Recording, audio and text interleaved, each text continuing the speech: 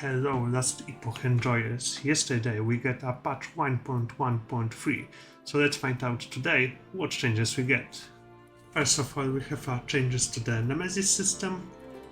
We have some changes to the Frosty Nemesis, Storm Steel, and the most important is the Poison one. So Poison one does now 25% less damage. Poison pool now ends when the Nemesis is defeated, so that was pretty annoying when you killed him and still that poison cloud was under your feet, and it could pretty easily kill you because that was doing a very huge damage. Also, poison spin attack does 14% less damage. The poison inflicted by the across the screen projectiles have been 50% reduced duration. And also the across the screen projectiles now have physical damage rather than fire. So basically they're just nerfing the poison Nemesis, I think the best one, and that's a good change. And we have also some changes to the Nemesis panel. So they improved UX when closing panel with an item in the Nemesis swap slot. So basically if you manually press the close button while an item is in the Echo of the Forgotten slot, it will be returned to the inventory. So it makes just quick faster. The second thing is corruption catch-up boost, and I'm pretty surprised because that's actually a good change. So let's find out. The result of this change is that if you get one timeline up to 300 corruption and then go to a fresh and powered timeline, completing a single echo will create a shade echo next to it that will boost that timeline stage to 296 corruption. So for example, when you're gonna do Reign of Dragons to 300 corruption, and you want to start a new empowered timeline, for example the Shattered Lance, and you have it at 100, so all you have to do is do the one echo, and after that it should be a shade echo next to it, and when you're gonna do that, your empowered timeline is gonna have a 296 corruption. So I'm pretty surprised because that's a very good change, as I said. Because when you want to go to the Abaroth, you have a 10 quest, for example, that you have to do empowered timeline at 1 to 5, 150, 175, 200, and the rest. So that's pretty good because it's gonna make a quick faster. For example, you are not forced now to do four monolith bosses to catch up that extra 50, extra 50, extra 50. You just can do one echo and we are almost 300. So basically, it's make like 10 fast and quicks. You get to the Abaroth. So I'm pretty surprised. That's actually a good change. And also we have a bonus corruption based on the difference between the highest corruption timeline and the current timeline is now almost 95% of the difference. Skyline based on the distance line being capped at 60%.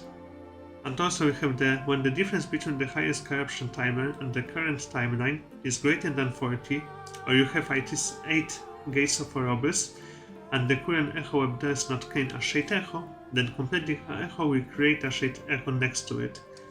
We also have some changes to the death screen. So for example, now add the following info to the death screen.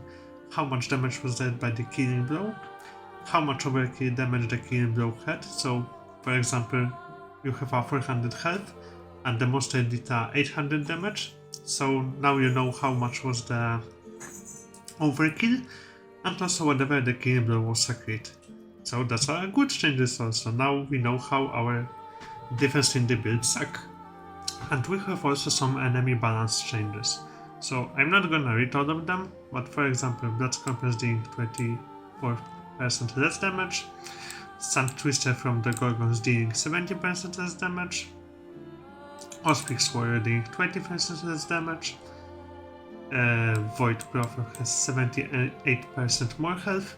So they make just some adjustments from the dealing damage from the monsters, some HP, and also from some minions, for example, when Freezed Armor we're gaining 27% more experience. So that's also a fine changes. And we also have some enemy damage over time balance, so that's the thing that people are asking for ages.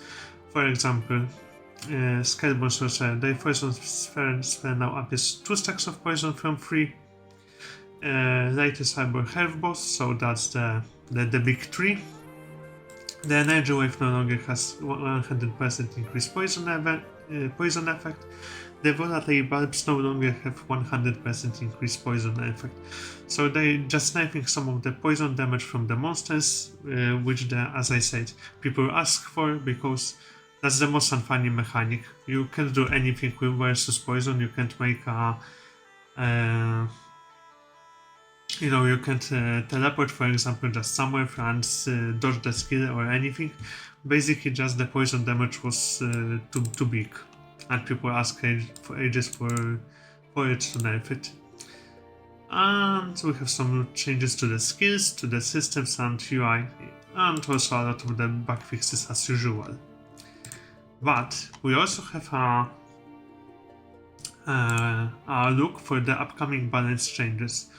So as we can read, they fixed it in the previous patch. They fixed it issue where conditional demos were appearing incorrectly. So because of that, they're making some changes. For example, to the earthquake.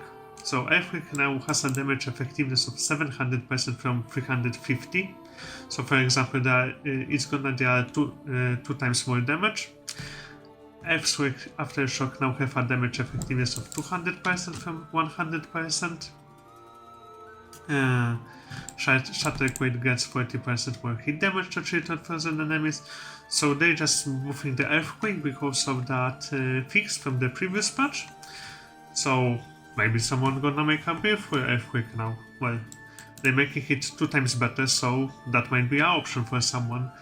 And also they buffing the Witchfire, so base damage increased from 300 to 600. And the game hides domain now gets Witchfire 2% more damage per 1% ignite chance with fire skill from 1% per 1%, and 4% more damage per 1% damage chance with necrotic skin from 3% to 1%. So in the next patch they're gonna buff the Earthquake and Witchfire. So that's the all changes for the patch 1.1.3. I pretty like these changes, especially to the Nemesis system, to the nerf to the poison damage from the monsters. The corruption catch-up boost is amazing, I think. It's gonna make quick faster for the main character and also for the alt character.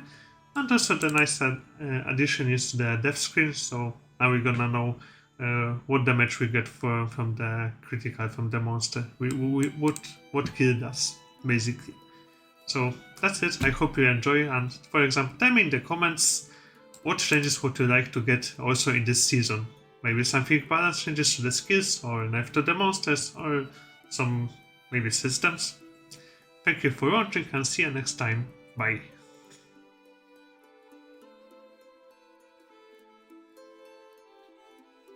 Fix some skill and passive fixes, so just the books or